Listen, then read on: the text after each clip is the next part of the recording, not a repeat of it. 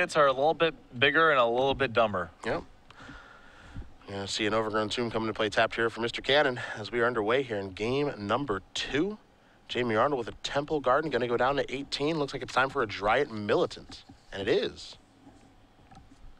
Dryad Militant's a little rough against a deck like Jund Monsters, just gets invalidated so quickly, like cards like you've seen Elliot just play Sylvan Caryatid.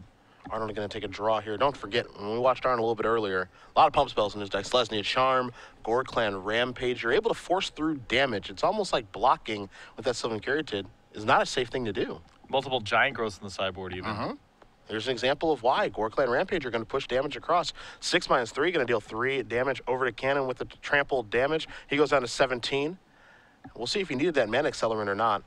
I can't imagine he would be willing to block with a critical Sylvan Caryatid for the exact reason you just mentioned. So many pump spells in Jamie's deck. 2 mana, there's a Scavenging Ooze, huge card in this matchup. Arnold's going to need to get that thing off the table immediately as it's very, very good here. And you can see why Elliot was willing to block. 2 creatures in the graveyard, great for the Scavenging Ooze. Arnold coming across it again. Again, when we watched him a little bit earlier, his winning in against Big Naya, none of his creatures stayed back. Everything came sideways. It's already got Elliot fairly low, but this Scavenging Ooze has the potential to undo a lot of the early inroads that Jamie's made thus far. Yeah, Ooze seems like a really, really big card in this matchup. One could argue the best card in the matchup. The more expensive creatures are fraught with peril. I mean, you're tapping out, potentially exposing yourself to Brave the Elements. Selesnya Charm can tag things like Palikronos, but Scavenging Ooze, you know, comes down early. It's a well-equipped blocker. Elliot can keep it out of, as a 4/4 if he's worried about Selesnya Charm. He can do a lot of damage in this matchup. Looks like it's time to play a land. Arnold's just deciding which one. He's going to go with Mana Confluence. He's going to pay one right away. A little surprising here to play a Dryad Militant. See if he's got a follow-up play here as well. And he does. And it's a copy of Voice of Resurgence. So Arnold goes down to 15. Cannon's actually going to gain a little bit of life as that Rampager's going to go away before we do pass the turn back. Cannon going to take a draw here. So now Jamie is entering the stage of the game where most likely he's got to try to win the game through Brave the Elements, and it's very early on in the game for that to be happening. Palikronos has shown up to the party. The 5/5 for 4. Only 2 copies in Cannon's deck. A lot of the times in Jund Monsters, you just see 4. Elliot has done a lot of metagaming in my mind to try to beat control decks and black-green Devotion, and it's no surprise to see him in the elimination rounds as a result of this. Only 2 copies of Palikronos, a type of card that's not very good in the matchup against those control decks. He has a Reaper, 3 copies of Abrupt Decay, definitely gunning for those kind of decks. Selesnya Charm going to take care of that Palikronos. Scavenging Ooze is going to take care of the Dryad Militant, so there are still some creatures in the graveyard here. Getting interesting. Exchanging resources. Now Elvish Mystic going to show up to the party. That is the problem with trying to trade and push through damage and Alpha Strike through a Scavenging Ooze is just growing over time. I'm curious to see if Elliot's going to be willing to commit this thing to become a 5/5 or larger. Now that one Selesnya Charm has been used, maybe he's willing to get the Scavenging Ooze to be much larger. Hey, you play a little dance there, right? Where your Ooze is safe as a 4/4, but can you afford to grow it more? Do you try to play around Selesnya Charm there as the Ooze is now going to grow into a 4/4 and come into the red zone?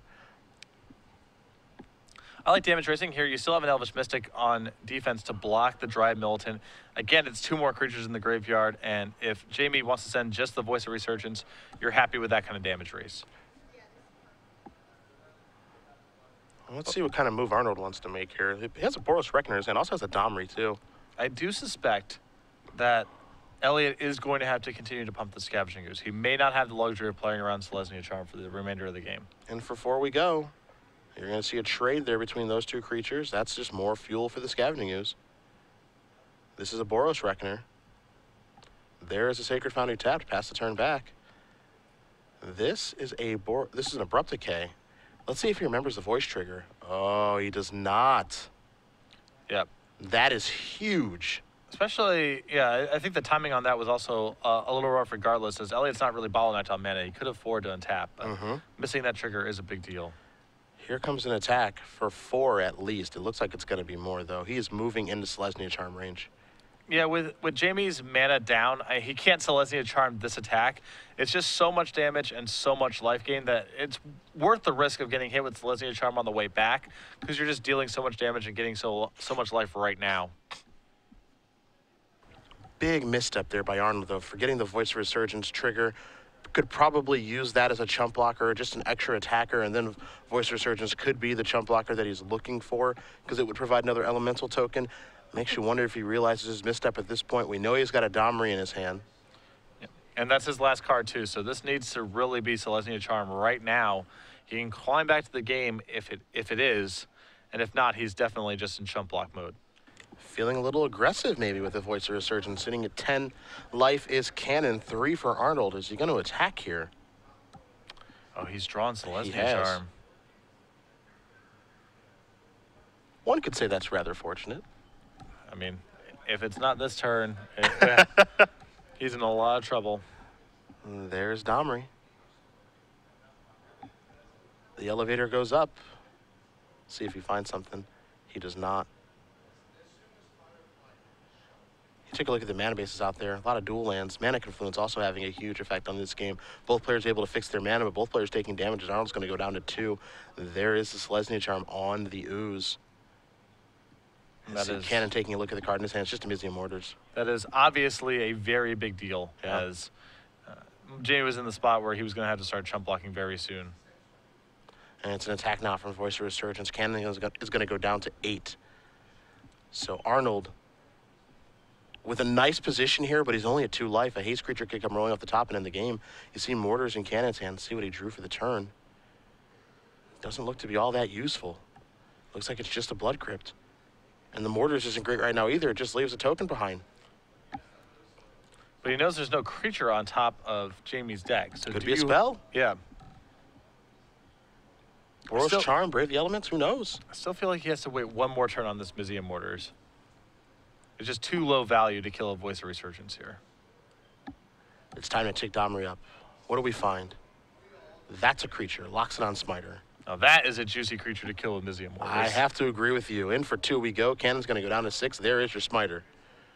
I'm dying to know what that card is in Arnold's hand. And Brave the Elements is just unbeatable at this point. Cannon draws a card. Does he find what he's looking for? Back against the wall. Tapping mana. It's definitely a spell. We already know he has one in his hand.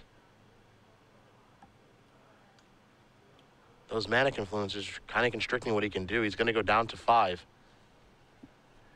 Is it time to overload? It looks like it is. So this means that Jamie is going to have a 1/1 voice token left over with Elliot at 5. Boros Charm or a +4/+4 pump spell like Gore-Clan Rampager is lethal. So let's see what Arnold can find. He untaps. He takes a draw. It's a Voice of Resurgence. He's going to take up the Domri. This is a hit. It's a Fleecemane Lion. Going to play this pre-combat. Also going to play the Voice of Resurgence pre-combat. He's rebuilt an army very quickly here. And now he's going to attack for 3 with the Elemental token. Cannon's going to go down to 2. And I'm not sure he's got a way out of this one now. Stormbreath Dragon still does it, right? That's true. What's he find? I do not think that is the look of a man who has drawn Stormbreath Dragon. I see an Elvish Mystic added to his hand. 3 mana. Domri. That's going to tick up. He'll take a look at the top card.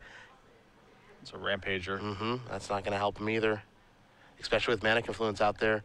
And he's already under the gun from everything that's out there. I think it's just about over here for Mr. Elliot Cannon. It's been a really nice run with his take on Jund monsters. But it looks like Brave Naya has just become too much. And even though Arnold made a slight misstep with the Voice of Resurgence trigger a couple of turns ago, looks like he's able to overcome that. That top deck Selesnya Charm to get him out of the Scavenging Ooze. Yeah. He was entering the abyss. And Elliot Cannon's going to extend the hand. Jamie Arnold, our 3rd seed, is going to go toe-to-toe with Tyler Wynn. Brave Naya takes it down.